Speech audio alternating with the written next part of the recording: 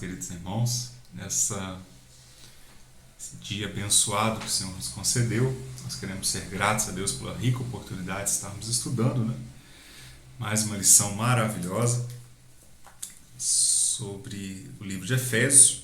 Estamos quase finalizando já, reta final do trimestre, E hoje na lição número 11 nós vamos estudar sobre a plenitude do Espírito Santo. Então nós somos gratos a Deus por essa oportunidade. Quero já render graças a Deus por esse momento importante que nós temos aqui de estudarmos a Tua Palavra, A escola dominical faz parte da minha vida, é uma bênção na minha vida. E também quero ser grato a Deus pela vida das nossas lideranças, pastor Moisés, o nosso pastor presidente, também todos os amados irmãos que compõem a diretoria da nossa EBD, todos os professores, que Deus continue abençoando poderosamente. Vamos fazer uma oração, meus amados, para nós iniciarmos o nosso estudo. Hoje falando novamente, reforçando aqui sobre a plenitude do Espírito Santo. Amém? Amado eterno Deus, nós somos gratos neste dia, Pai, por essa rica oportunidade que o Senhor nos concede de estarmos aqui, Pai, estudando a Tua Palavra, aprendendo um pouquinho mais, Deus, sobre a plenitude do Espírito Santo. Nós possamos ter um dia abençoado, um domingo abençoado, Senhor Deus, na Tua presença. Abençoa o nosso estudo, que nós possamos, Pai, entender a Tua vontade para as nossas vidas. Abençoa também, Pai, cada irmão que vai participar dessa escola dominical, que seja direcionado pelo Senhor, que o Senhor possa estar falando poderosamente ao coração de cada um. É o que nós pedimos, já agradecidos em nome de Jesus. Amém, Deus.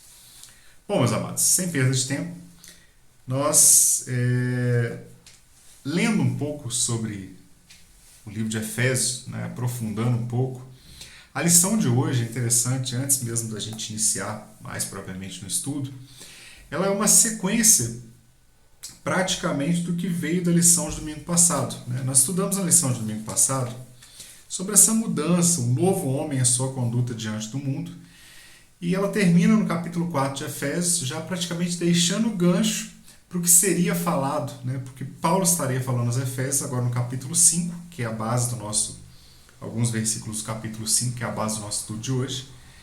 E essa lição de domingo passado, ela já encerra falando sobre a nova vida, falando sobre a mudança do homem, dessa nova natureza adquirida na presença do Senhor. Ela já encerra nos dando uma margem, nos dando um pontapé, vamos assim dizer, já dando uma introdução quase para essa lição que nós vamos ter no dia de hoje. E a lição de hoje, o nosso textuário fala, está lá em Efésios 5, capítulo 5, versículo 18, e diz o seguinte: não vos embriagueis com vinho, em que há contenda, mas enchei-vos do Espírito. Ou seja, viver a plenitude do Espírito Santo na nossa vida. Viver a plenitude é ser cheio, é transbordar a presença do Espírito Santo de Deus nas nossas vidas, nos guiando, nos direcionando em todos os aspectos. Nós vamos ver isso ao longo da lição. A verdade aplicada fala para nós o seguinte: sermos cheios do Espírito Santo afeta, olha que interessante, o modo como nos comportamos em todas as áreas da nossa vida. Não é apenas uma parte da nossa vida. A presença do Espírito Santo na nossa vida, o fato de ser cheio do Espírito Santo, buscar a plenitude, viver a plenitude do Espírito Santo, ele não só nos permite ser cheios no momento do culto. Não é para nós, a Bíblia não faz menção que é para nós sermos cheios durante o momento do culto apenas.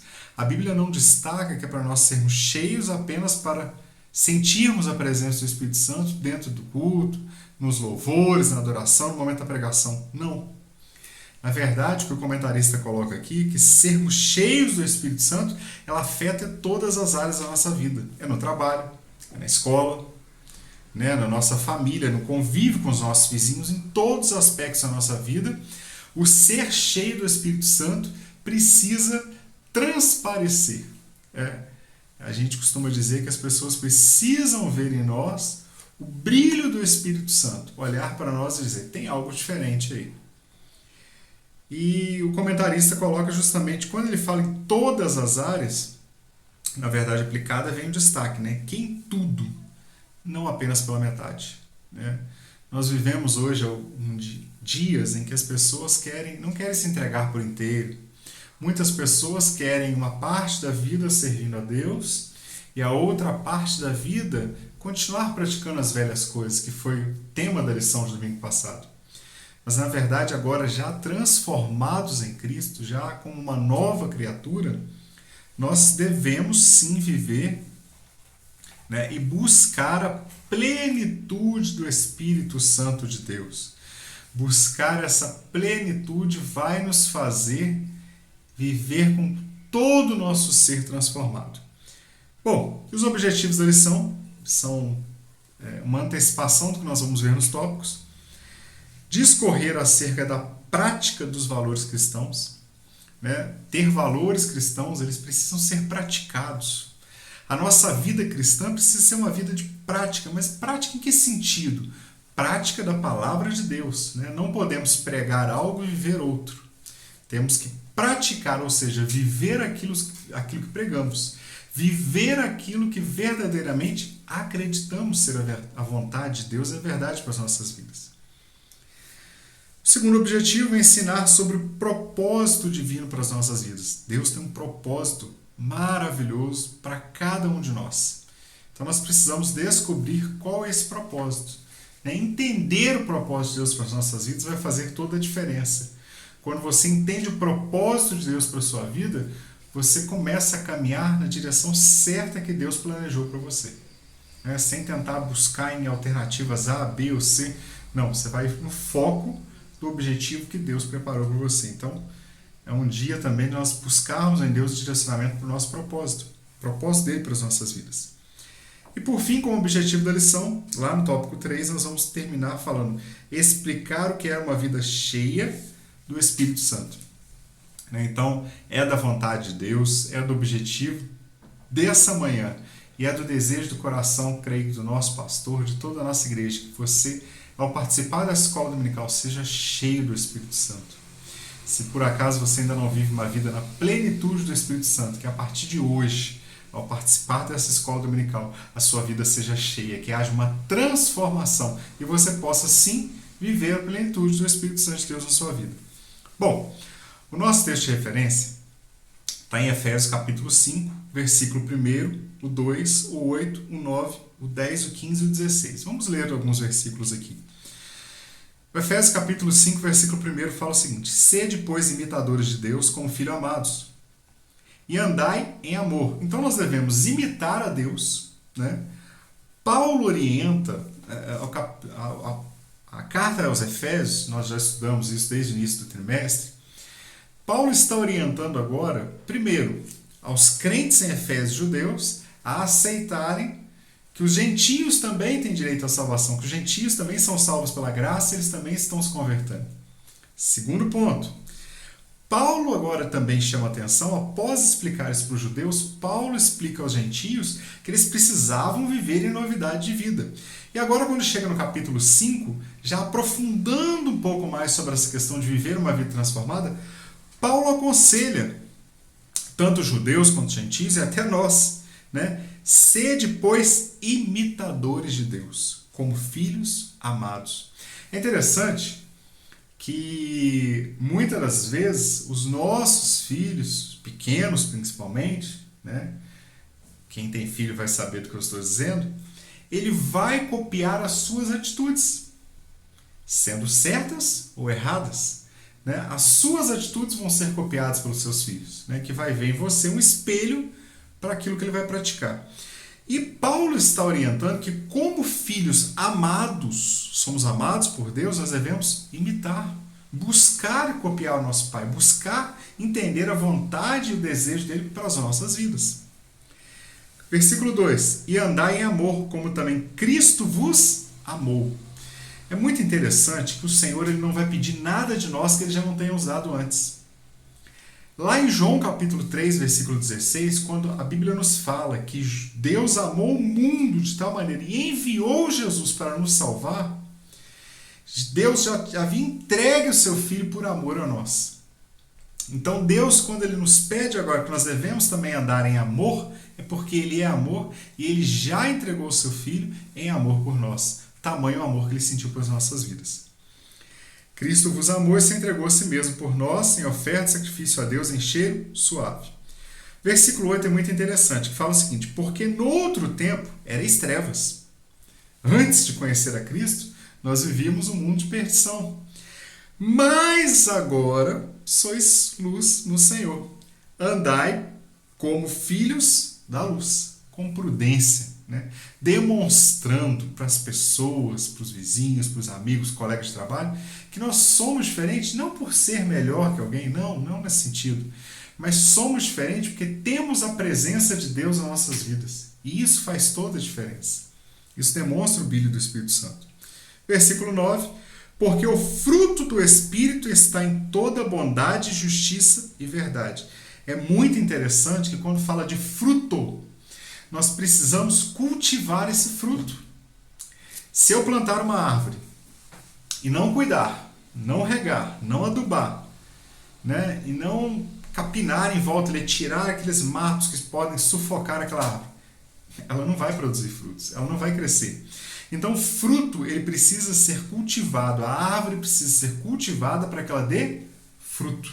Então, quando a Bíblia fala de fruto, é muito interessante, porque é uma responsabilidade nossa cultivar esses frutos, né, para gerar frutos.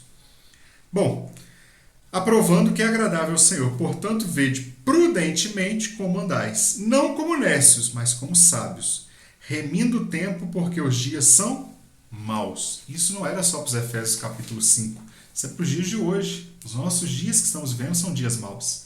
Bom, e antes da gente entrar na introdução, né, já passando rapidamente, já comentamos algo aqui sobre a lição, mas essa lição, ao estudar ela, ao aprofundar nela, me veio a seguinte frase na mente: santidade impulsionada por uma vida cheia do Espírito Santo. Nós vamos entender ao longo dessa lição que a santidade que o Senhor exige, quer de nós, ela é impulsionada por uma vida cheia do Espírito Santo. Se eu vivo a plenitude, se eu tenho uma vida cheia do Espírito Santo, eu vou buscar a santidade. Eu vou querer viver em santidade. Agora, se eu vivo uma vida longe da presença do Espírito Santo, vazio do Espírito Santo, eu vou estar me distanciando também dessa santidade requerida pelo Senhor. Bom, introdução. O capítulo 5 de Efésios traz uma continuação do estilo de conduta cristã exposta no capítulo 4. Então é sequência do capítulo 4 que nós estudamos na lição do domingo passado. Aqui são relacionadas as práticas que a palavra de Deus reprova duramente, que todos nós também devemos condená-las, assim como as que precisamos adotar e cultivar. Ou seja, novamente, cultivar.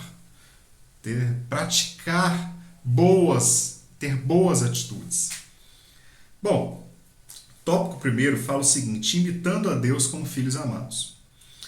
Paulo continua exortando em tom imperativo, não como imposição, mas conscientizando seus leitores acerca da importância de incorporar em suas vidas valores transcendentais da nova vida que adotaram, afastando-se de qualquer coisa que não seja compatível com ela. Então, Paulo está orientando não só aos Efésios, mas a nós, hoje leitores da Palavra de Deus, a viver uma vida compatível com aquilo que nós vivemos hoje, com aquilo que nós aprendemos com a Palavra de Deus. Efésios capítulo 4, versículo 24 e 28, fala para nós o seguinte: e vos revistais do novo homem, que segundo Deus é criado em verdadeira justiça e santidade. Ou seja, novo homem. Devemos revestir, ou seja, vestirmos, revistais, novamente um novo homem. Versículo 28. Aquele que furtava, não furte mais. Antes trabalhe fazendo com as mãos o que é bom, para que tenha com que repartir com o que tiver necessidade. Ou seja, Paulo está orientando agora aos gentios convertidos e a toda a igreja que aquele que praticava atos errados, a partir de agora, deixe de praticar e pratique uma nova vida com Cristo. Bom, 1.1 fala o seguinte: Jesus, nosso supremo modelo. Então nós vamos nos espelhar em Jesus. Paulo diz que devemos ser imitadores de Deus como filhos amados. Ele nos convida a fazer o mesmo que nosso Pai Celestial fez por nós. Assim como de maneira natural, a criança tenta repetir ou copiar o que vê o seu pai fazer, devemos copiar nosso Deus Pai em toda a sua maneira de conduzir e nos tratar, o que manifestará ao mundo nossa semelhança com Ele. Não é apenas expressar de palavras. Não é apenas pegar uma Bíblia e acordar domingo pela manhã e ir para a escola dominical, ou pegar a Bíblia à noite, colocar ela embaixo do braço, entrar no carro com a família, ir para a igreja, ir para o culto. Não é isso, né? Ser imitador de Deus não é apenas demonstrar indo, dizendo que eu vou à igreja, não. Mas é demonstrar em todos os aspectos da minha vida. Se eu antes, seguindo o exemplo do capítulo 4, versículo 28, se eu antes era alguém que dava calote nas pessoas, minha nova vida em Cristo agora me fez transformar. Eu preciso ser honesto, eu preciso ser correto. Se eu antes era uma pessoa que mentia, eu agora preciso praticar a verdade.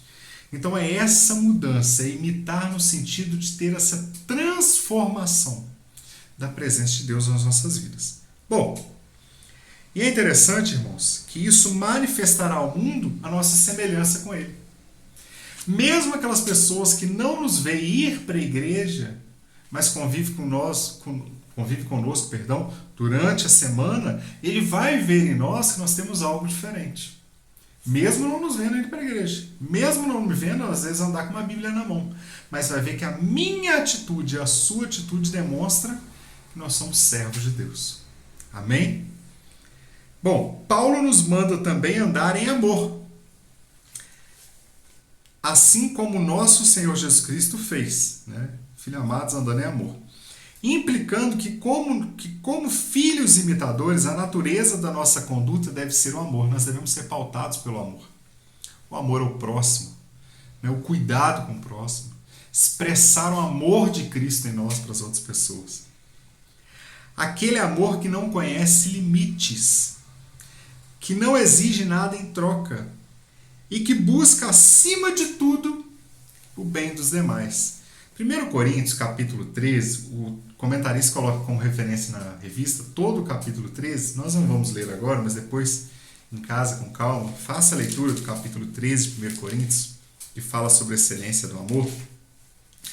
Eu vou ler apenas o versículo 1, que fala o seguinte, olha: ainda que eu falasse a língua dos homens e dos anjos e não tivesse caridade, em algumas versões fala amor, né? São palavras sinônimas, seria como um metal que soa, ou como um sino que tine, ou seja, ia apenas fazer barulho, mas seria oco, não teria uma expressão. Então, ainda que eu fale a língua dos anjos, dos homens, mas se eu não tiver amor, simplesmente eu estou sendo como uma casca. Por fora aparenta ser uma coisa, mas por dentro é oco. Então a Bíblia nos orienta a andar em amor, a viver em amor. Imitar a Cristo, ser imitador de Cristo, é amar as pessoas, é espalhar o amor de Cristo, é ser impulsionado pela palavra de Deus a não só viver uma vida de santidade, a gente vai ver isso um pouquinho mais à frente no tópico 2, mas a expressar a santidade, a plenitude do Espírito através das ações com as outras pessoas. Amém? O comentarista coloca de suplemento para nós o seguinte: o maior exemplo de amor é a entrega de Jesus Cristo pelo Pai para redimir o homem da miserável condição que se encontrava. Ele foi até a cruz para consumar o ato mais extraordinário de rendição e amor já visto pela humanidade. O amor de Deus não é passivo, indiferente. Manifestou-se em doação. Esse amor está derramado em nossos corações pelo Espírito Santo. Então o amor de Deus, quando fala que o amor de Deus não é passivo, ele não está esperando de nós uma atitude para depois nos amar. Não. A Bíblia fala que Deus amou o mundo, mesmo não recebendo antes o amor, ele amou primeiro, ele teve uma atitude primeiro de amar o mundo, expressar o seu amor, entregando Jesus para morrer por nós, e aí sim, agora nós que já recebemos amor, podemos ser imitadores de Cristo, também amá-lo e amar ao próximo. Então é muito interessante porque isso veio primeiro do Senhor para nós, e agora como imitadores nós também podemos expressar o amor. Romanos capítulo 5, versículo 5 e versículo 8, fala para nós o seguinte, olha. Versículo 5, e a esperança não traz confusão, porquanto o amor de Deus está derramado em nosso coração, pelo Espírito Santo que nos foi dado. Então, o amor de Deus está derramado em nossos corações pelo Espírito Santo que nos foi dado. E o versículo 8 fala para nós também, muito interessante, muito profundo essa passagem, que fala: mas Deus prova o seu amor para conosco em que Cristo morreu por nós, sendo nós ainda pecadores. Então ele nos amou mesmo sendo ainda pecadores. Ele expressou o seu amor por nós mesmo sendo ainda pecadores. E o tópico 1.1 vem justamente falar: devemos copiar a Cristo. Se devemos copiar a Cristo, devemos também espalhar o amor de Cristo. 1.2 despojando-nos do velho homem.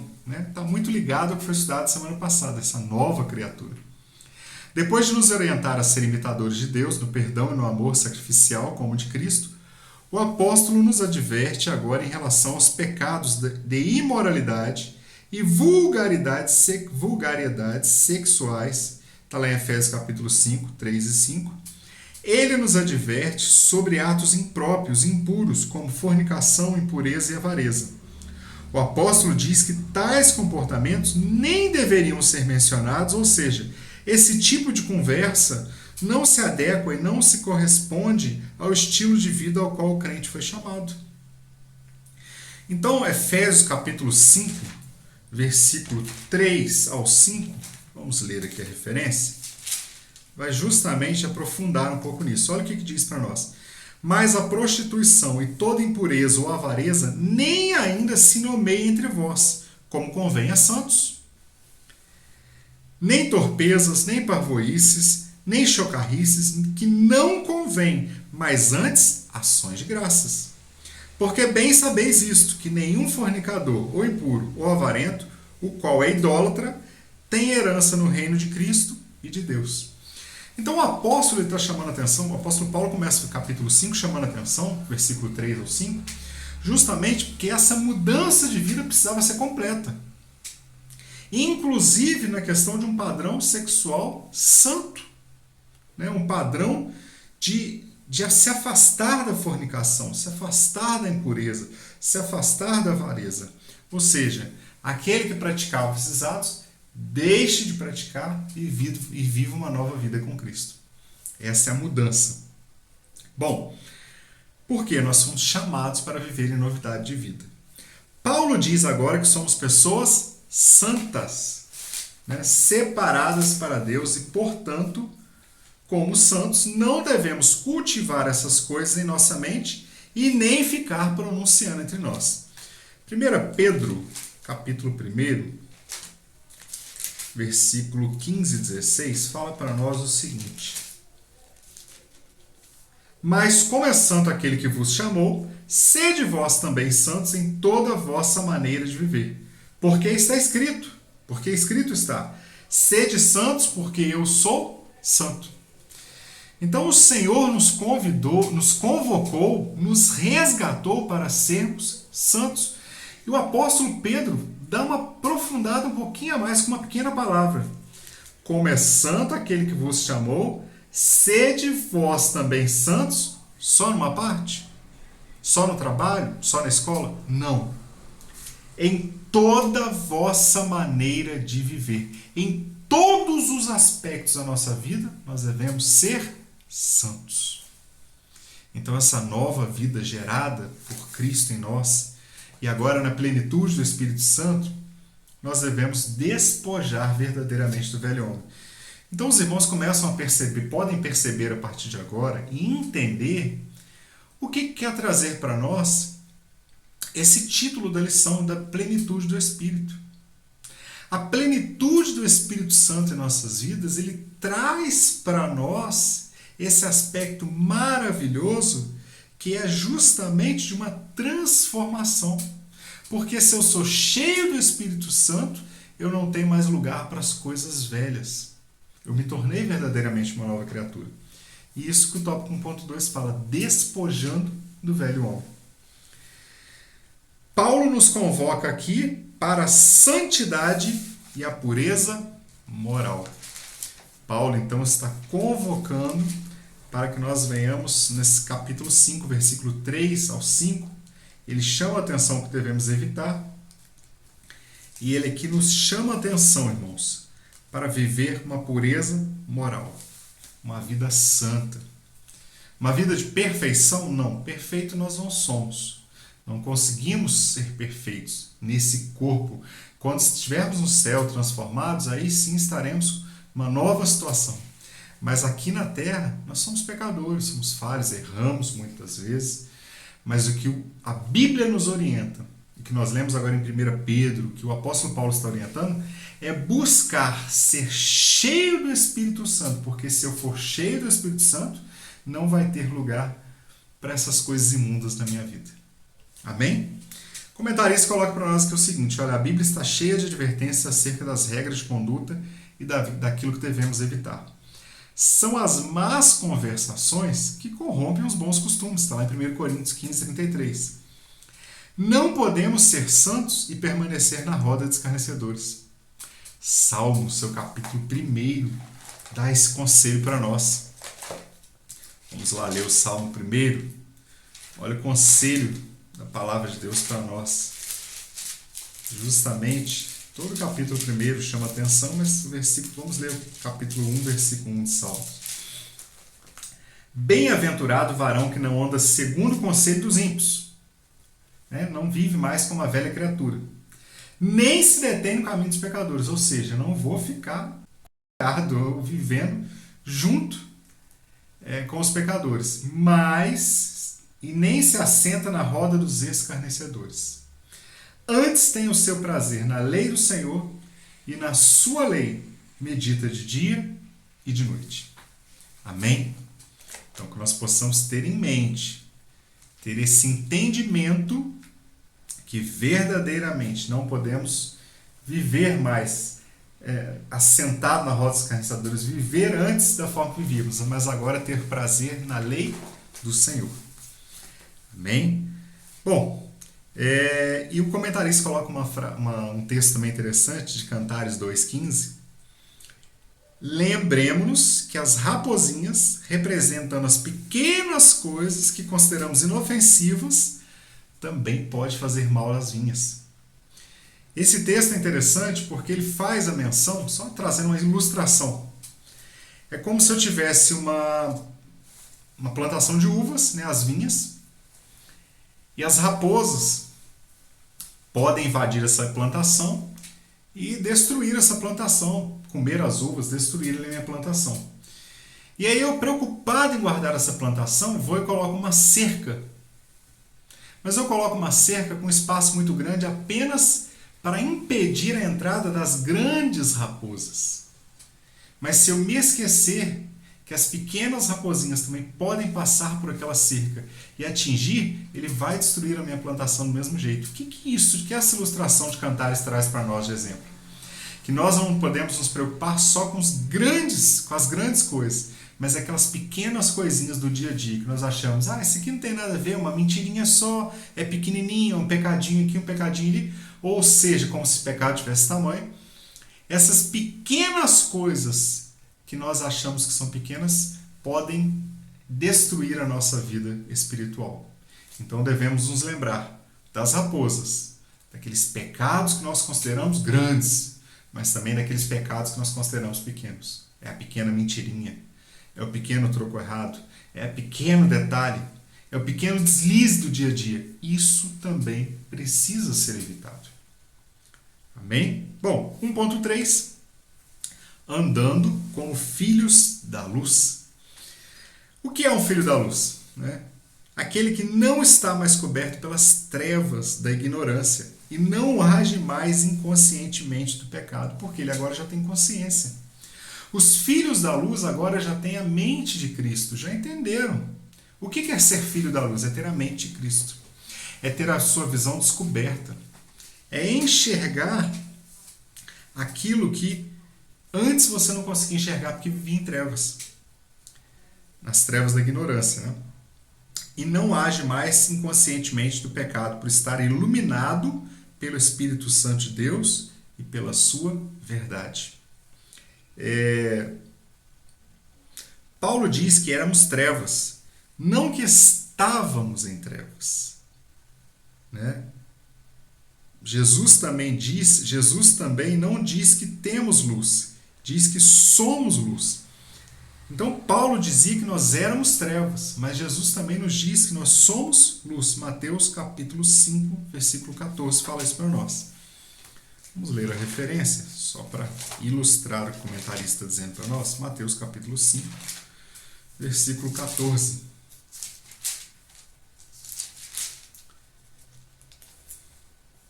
Vós sois a luz do mundo. Não se pode esconder uma cidade edificada sobre um monte. Pelo menos a parte A, vós sois a luz do mundo. Há um imenso contraste entre as trevas e a luz. Trevas fala de uma vida infrutífera, desordenada e sem salvação. Luz fala da sabedoria, justiça e verdade. A luz produz frutos. Eu achei interessante o comentarista colocar que a luz produz frutos. E eu comecei a me lembrar, não é minha área de atuação, eu tive que, profundo conhecimento, tive que pesquisar, mas me veio à mente que a planta precisa da luz para sobreviver. Que a planta, ela faz um processo chamado fotossíntese. E esse processo, dentre algumas etapas, ele precisa da luz para ela concluir esse processo. Eu fui pesquisar, achei até um material da Fiocruz, né, falando sobre biossegurança, e fala o seguinte: olha, a fotossíntese é um processo realizado pelas plantas para a produção de energia necessária para a sua sobrevivência. A planta, para sobreviver, ela precisa fazer a fotossíntese. E aí, olha como é que acontece o processo. A água e os sais minerais são retirados do solo através da raiz, pelo caule, né? E chega até as folhas pelo caule, em forma de uma seiva. A luz do sol, por sua vez, também é absorvida pela folha. Então a folha tem lá a água, os sais minerais que ele absorveu pela raiz, e a luz do sol agora, em contato com essa folha, onde se encontra esses minerais ali, ele, através da clorofila, que é uma substância verde, ela transforma esses ingredientes, esse é o processo da fotossíntese, em glicose. Essa substância é conduzida ao longo dos canais existentes da planta para todas as partes do vegetal. A planta utiliza esse elemento para viver e crescer, e a outra parte fica armazenada na raiz da planta, caule e sementes sob a forma de amido. Então, a fotossíntese ela tem um processo importante, que é ela retirar o gás carbônico da natureza, mas olhando agora na visão da planta, pelo que nós acabamos de ler. Por que eu quis ler esse texto? Para nós entendermos que esse processo da luz do sol, quando ele pega na folha, quando ele bate na folha, que tem ali, que ele trouxe lá da sua raiz a água e os sais minerais, o que essa luz faz com esses sais minerais? Ela transforma isso em alimento para a sobrevivência da planta. Vamos trazer isso para a nossa realidade, de acordo com o que a palavra de Deus está dizendo, que o Paulo está ensinando? O comentarista coloca que a luz produz frutos. E olha que interessante. A luz, a presença de Deus nas nossas vidas, ela nos faz transformar essa vida de busca pela água do Espírito, por esses sais minerais que é a leitura da palavra de Deus, né? Ela transforma isso em alimento para as nossas vidas, assim como acontece com uma planta. Então, meus amados irmãos, você pode, se você tiver raízes que estão buscando a água do Espírito, os sais minerais da palavra de Deus, uma vida de oração, a luz do Espírito Santo vai transformar esse alimento para a sua vida.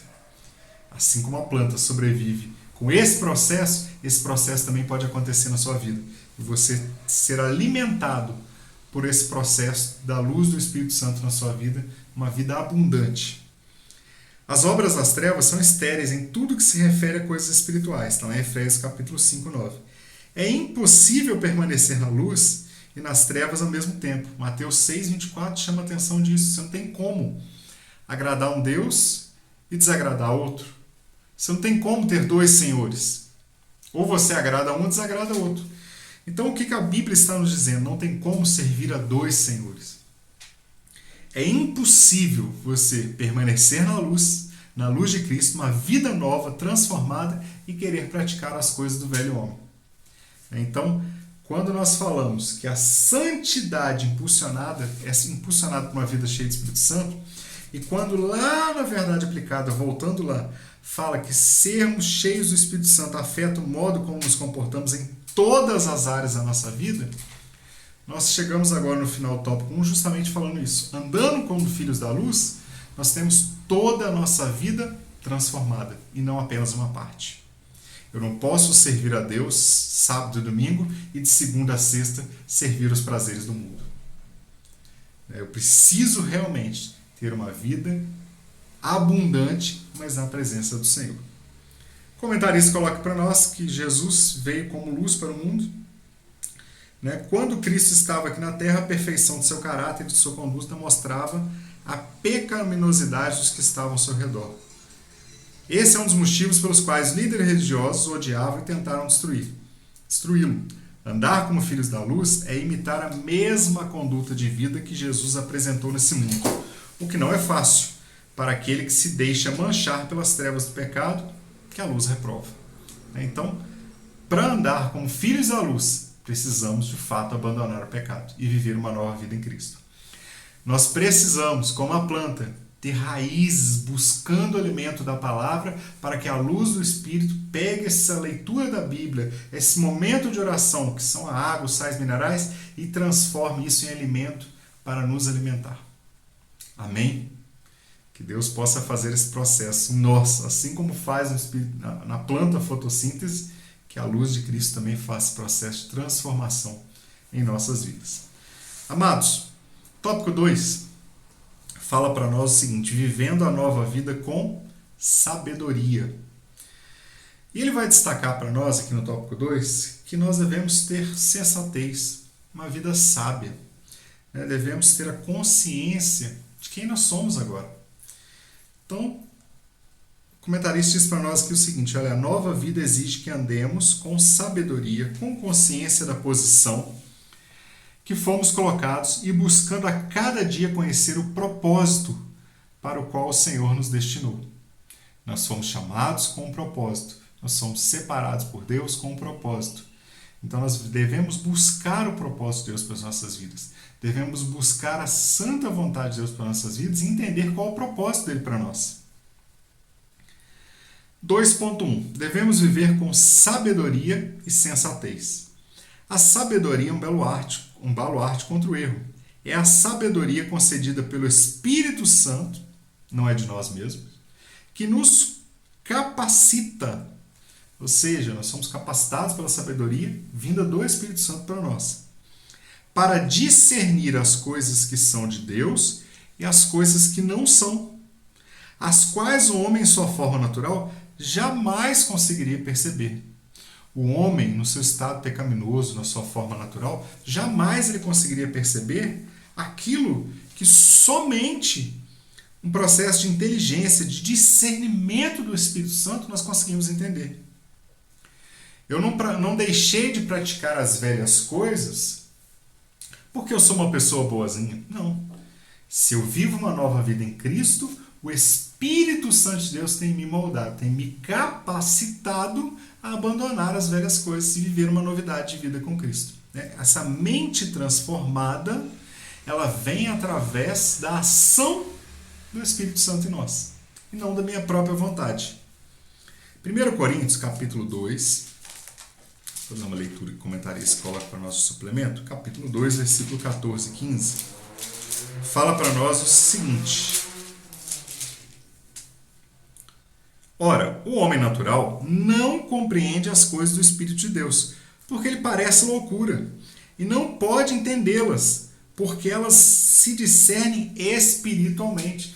Então, um homem natural que não tem a visão do Espírito Santo, que não é cheio do Espírito Santo, que não tem a visão da mente de Cristo, não consegue discernir as coisas do Espírito. Não consegue entender. Um homem natural, por exemplo, não consegue entender por que você acorda cedo no domingo, quem tem oportunidade, quando você tem oportunidade, e vai para a escola dominical. Ah, mas é o único dia de descanso, por que você vai para a escola dominical? Porque você acorda cedo.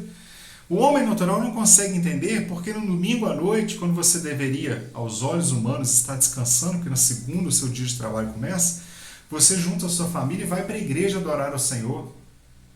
O homem natural não entende. O homem natural não entende porque às vezes fazemos períodos de festa, né, na igreja, e às vezes o culto acaba um pouco mais tarde, devido à presença do Espírito. O homem natural não entende essas coisas, mas nós discernimos porque temos a mente de Cristo e porque somos cheios do Espírito Santo.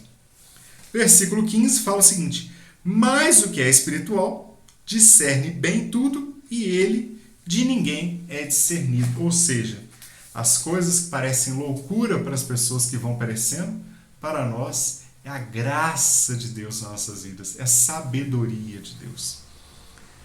Amém? Meus irmãos, dando sequência, tópico 2.1, somos exortados a agir com sensatez e aproveitar o tempo, administrando cada fase de nossas vidas com sabedoria. Todo aquele que é sábio diligentemente procura conhecer a vontade de Deus. Em vez disso, o tolo, aquele que é falto de entendimento, age de acordo com o que o mundo dita, Satanás ou o próprio eu. Ele é levado por modinhas, né? Aquilo que o mundo dita de modinha, a pessoa que é tola, no sentido de não ter entendimento da palavra de Deus, ele vai para aquela modinha. Daí a pouco tempo aquela modinha cai em desuso, entra uma outra modinha e ele é levado. Né? O cantor Jair Pires, de saudosa memória, tem um hino que dizia que é uma folha seca caída no chão, que ela vai para onde o vento levar. Assim é a vida do homem sem Deus. É uma folha seca, pobre e miserável, só pensa em pecar. O comentarista diz para nós que é o seguinte: precisa ter muito cuidado com tudo que diz respeito ao seu comportamento. Né? O crente não está somente na obrigação de não participar, pensar ou falar atos morais. Precisa ter muito cuidado a respeito com o seu comportamento, o seu modo de agir, o seu modo de viver. Como filhos de Deus, devemos exibir ao mundo um estilo de vida apropriado. Fomos chamados a viver uma vida santa, ou seja, um novo padrão de vida. Não no sentido de ser melhor que alguém, mas um novo padrão de vida no sentido de viver uma novidade de vida, uma vida santa. 2.2. Devemos ter consciência de quem somos agora. Paulo diz que em outro tempo éramos trevas. Ele está nos chamando a consciência daquilo que nos tornamos em Cristo, o que somos agora, em Efésios capítulo 5:8. É necessário que a nossa vida cotidiana seja um reflexo daquilo que somos, porque as pessoas que nos assistem esperam ver em nós coerência. O pastor Emílio, numa das suas aulas, se eu não estou enganado, domingo passado ele apresentou esse slide também, que de cada 100 pessoas, 99 não vão ler a Bíblia. Esses 99 que não leem a Bíblia vão olhar para a vida desse um cristão que leu a Bíblia. Então nós precisamos ser a Bíblia exposta. Em que sentido? Demonstrar através da minha vida, das minhas atitudes, uma novidade de vida. Uma vida transformada e que as pessoas, ao olharem para as nossas vidas, possam ver a presença de Cristo e entender a palavra de Deus.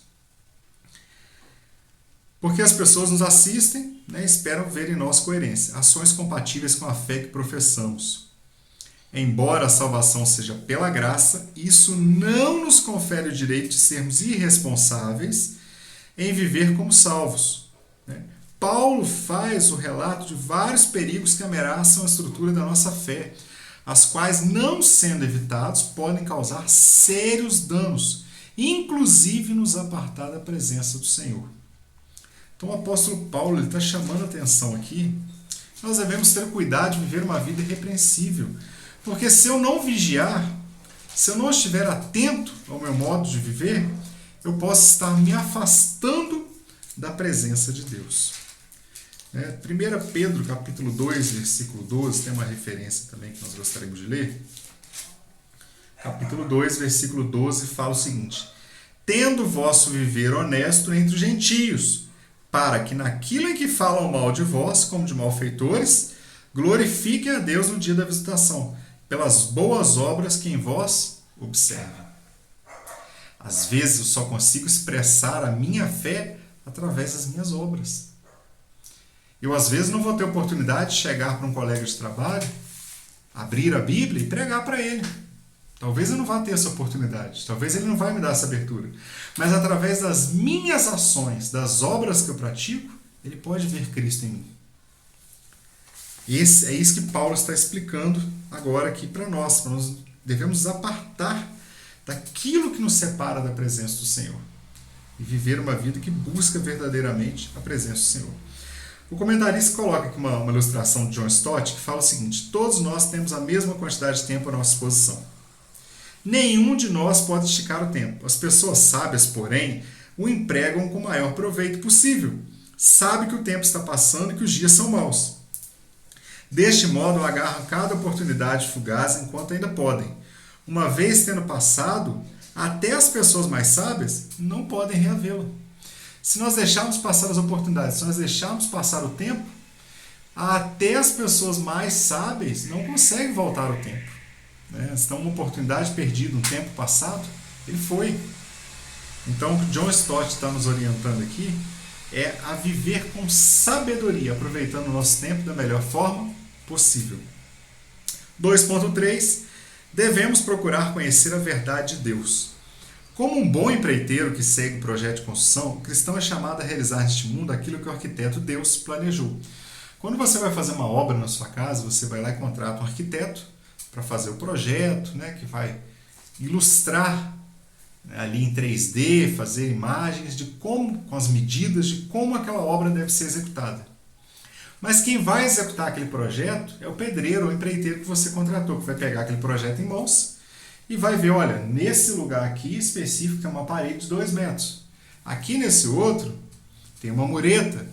Então tudo isso que está descrito no projeto, para que saia daquela forma como foi pensado e aprovado por você, pelo arquiteto, para o arquiteto, precisa ser desenvolvido da forma como foi planejado. A nossa vida cristã é a mesma coisa. O arquiteto do universo, nosso Deus, quando ele nos projetou, quando ele nos planejou, ele já deixou claramente descrito como deveria ser cada ação nossa. Cabe agora a nós entendermos aquele projeto de Deus para realizarmos da forma como ele foi projetado para ser. Deus não deseja apenas que conheçamos a sua vontade, mas que tenhamos a compreensão perfeita para praticá-la com eficácia. Deus não faz nada sem um propósito, portanto devemos descobri-lo e conduzir a vida de acordo com a vontade do Senhor. Alguns textos bíblicos revelam sobre a relevância em buscarmos conhecer e praticar a vontade de Deus. Tem Salmo 143:10, 1 João 2:17, Mateus 7:21, são várias referências bíblicas que nos orientam a buscar o propósito de Deus para as nossas vidas. O termo compreender no versículo 17 de capítulo 5 de Efésios, ele fala o seguinte: indica que devemos usar nossa mente para descobrir e colocar em prática a vontade de Deus. Muitos cristãos imaginam que descobrir a vontade de Deus é uma experiência mística, que sobrepuja o raciocínio claro. Descobrimos à medida em que Ele transforma a nossa mente. Essa transformação é resultado da palavra de Deus, da oração, da meditação e da adoração. Meus amados irmãos, eu só vou ter uma vida transformada se eu meditar na palavra de Deus, se eu viver uma vida de oração, se eu buscar a Deus em adoração. Existem pessoas que vão viver 20, 10, 15, 30, 50 anos de crente e vão continuar vivendo às vezes da mesma forma. Por que isso? Porque justamente não se desenvolveram, não quiseram buscar a meditação, a palavra de Deus. Então nós precisamos ler a Bíblia, nós precisamos meditar na palavra de Deus, nós precisamos conhecer o manual, essa planta que esse arquiteto deixou para nós vivermos e praticarmos. Precisamos meditar na palavra de Deus, precisamos ter uma vida de oração. Somente assim nós vamos conhecer a vontade perfeita de Deus para as nossas vidas e entender o projeto de Deus para as nossas vidas. E chegamos no tópico 3, já caminhando para o final. Uma vida cheia do Espírito Santo. Não há como desassociar o crente da pessoa do Espírito. Essa unidade percorre por toda a história da igreja e se faz necessária para que o crente tenha um testemunho poderoso nesse mundo. Eu só vou ter um testemunho nesse mundo se eu viver uma vida cheia do Espírito Santo de Deus. 3.1. Enchei-vos do Espírito Santo. Enchei-vos é um imperativo no plural, de maneira que se aplica a todos os cristãos, de forma geral, não apenas algum. A ordem aqui não é para que, Efésios capítulo 5, versículo 18, quando fala que não devemos nos embriagar com vinho, mas encher com do Espírito, não é uma ordem apenas para o pastor, não é uma ordem apenas para o líder do departamento, não é uma ordem apenas para o professor da EBD. Não está dizendo para algumas pessoas específicas, mas está dizendo para todo cristão. Enchei-vos do Espírito Santo de Deus. O verbo é usado no tempo presente e expressa continuidade. Enchei-vos, ou seja, continuem sendo cheios, continuem se enchendo. Referindo-se a uma experiência que deve ser desfrutada no dia a dia, não apenas em ocasiões especiais. Não é só no mês de oração, não é só no culto de sexta-feira de louvores antigos, não é só no culto de consagração, mas em todos os dias da nossa vida eu preciso praticar. A forma correta seria: continuem vos enchendo. Segundo um teólogo, também está no passivo, significando que não nos enchemos a nós mesmos, antes permitimos que o Espírito Santo nos encha. Nesse contexto, o verbo encher não tem relação alguma com a quantidade ou conteúdo, como se fossem receptáculos vazios que precisam de certa quantidade de combustível espiritual para prosseguir. É deixar ser guiado, usado, dirigido, capacitado pelo Espírito Santo em todas as áreas da nossa vida.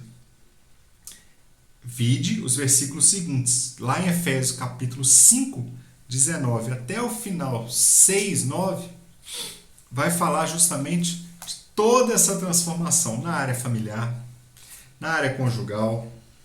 Né? O comentarista coloca para nós o seguinte: olha, o efeito da embriaguez e o efeito da plenitude são diametralmente opostos. Quem fica bêbado altera sua consciência, perde o controle de suas ações e da sua vontade e está propenso a cometer qualquer ato moral.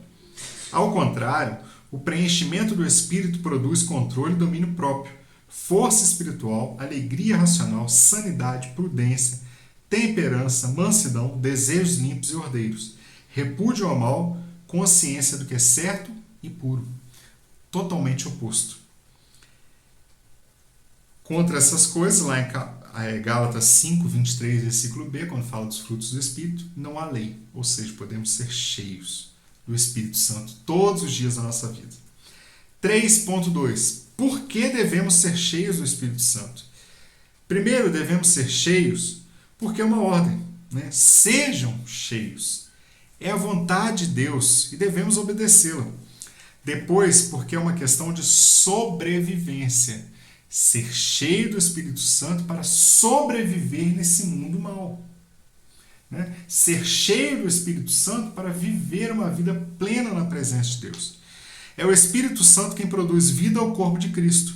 Uma vida cheia do Espírito Santo se torna plena e habilita o crente para viver de maneira vitoriosa. É muito importante ler Efésios capítulo 5, versículo 18, à luz do que vem depois, ou seja, ler todo o capítulo depois.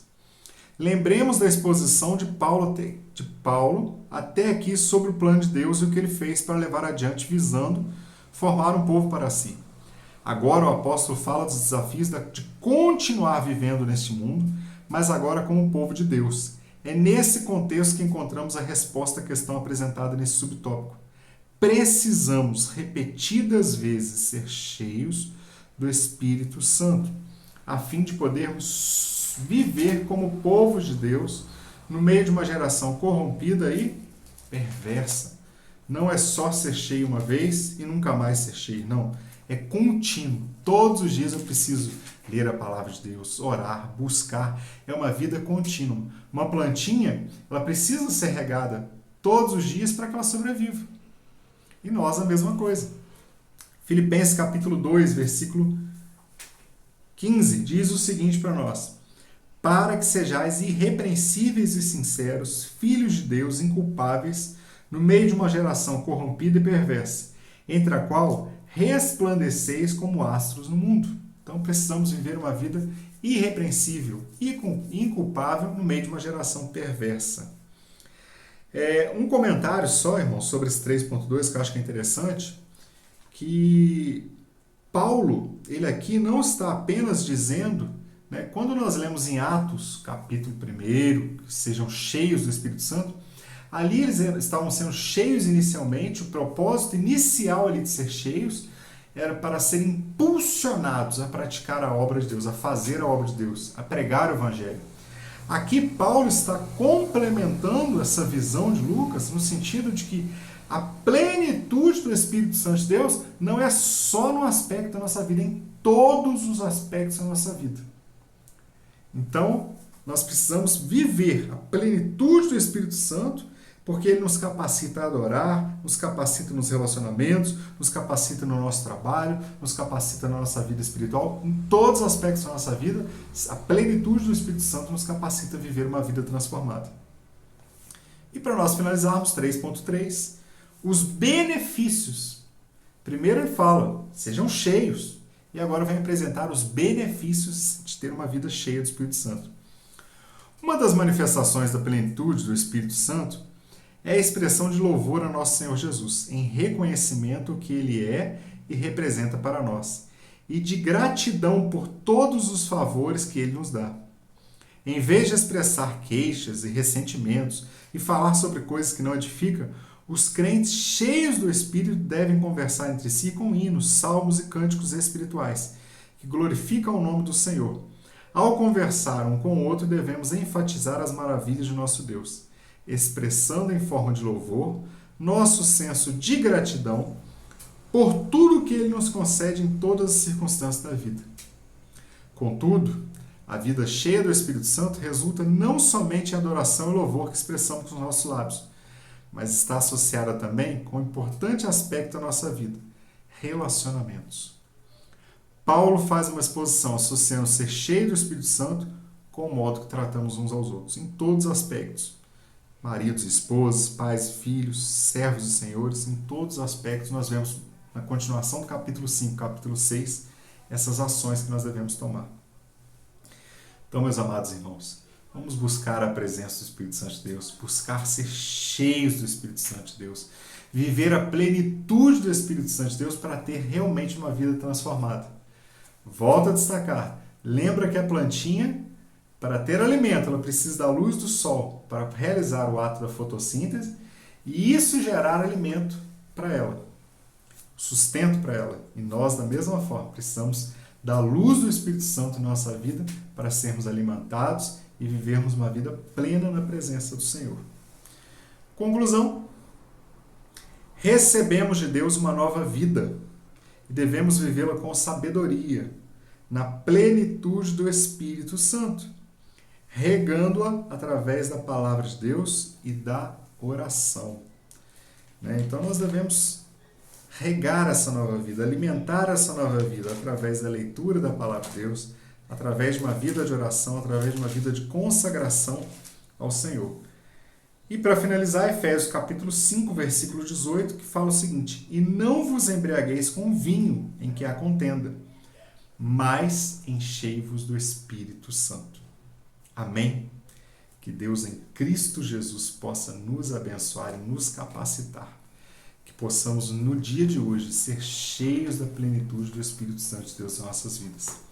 Que possamos ter a consciência que fomos chamados para viver uma novidade de vida.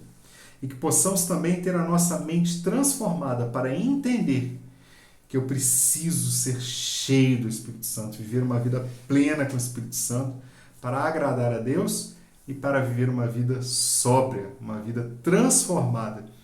E também, meus irmãos, para que as pessoas possam ver a presença de Cristo em nós. Amém?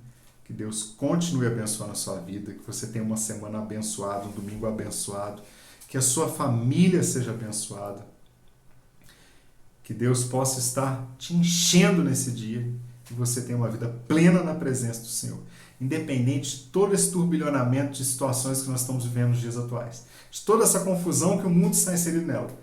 Nós precisamos ser cheios do Espírito Santo para sobreviver e permanecer firmes até a volta do Senhor Jesus Cristo. Amém? Que Deus em Cristo Jesus te abençoe. Quero novamente agradecer a Deus pela oportunidade e também agradecer a Deus pela rica bênção que foi estudar sobre a plenitude do Espírito Santo de Deus. Que Deus te abençoe em nome de Jesus. Amém.